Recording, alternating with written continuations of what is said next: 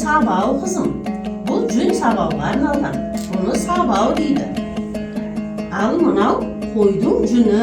Төрт түліктің бірі қойдың жүні. Қойдың көктемгі жүнін алып, жуып, тазалап, әдемілеп бұны қайнатып, тазалап аламыз қызым. Көрпе тігуге болады екен, сырмақ, кілем жасауға болады екен. Енді осы жүнді мына сабаумен сабаймыз.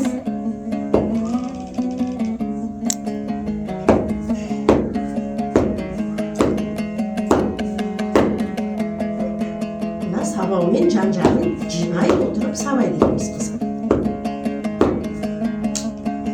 Сабағында жүніміз үлпілдеп, әдемі болып шығады.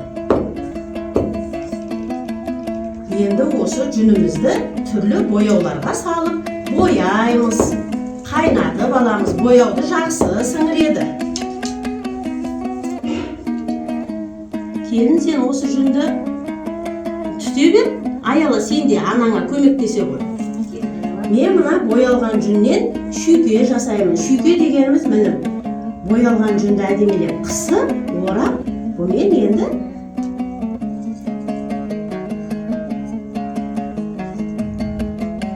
ұршық береміз қызым. Мынау ұршық деген зат болады. Қарадың ба Аяла? Мынау ұршық, бұмен біз жіп береміз. Ол жіптен түрлі тоқыма бұйымдарын жасайды екен қызым. Ұршық иіру арқылы ойың жинақталып, шаршағаның басылып, мына қолымыз икемге келеді екен, қызым.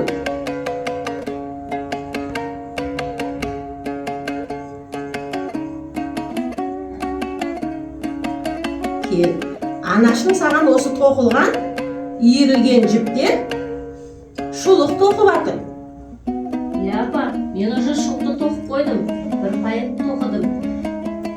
Аяла, қарашы, мен саған шұлық тоқыдым. Кәні, Аяла, анаңның тоққан шұлығы ұнады ма? Қандай керемет! Жүннен тоқылған шұлық керемет, жылу береді екен, Жүн жылы болады, аяғың жылы жүреді. Кеудеше тоқиды екен жүннен.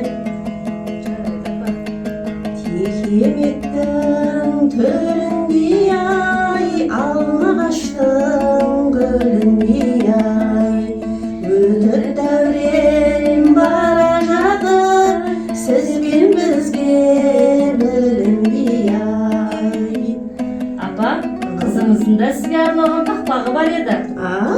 Аяла, апаға тақпағыңды айтып бере ғой. Айта ғой тақпағын қызым.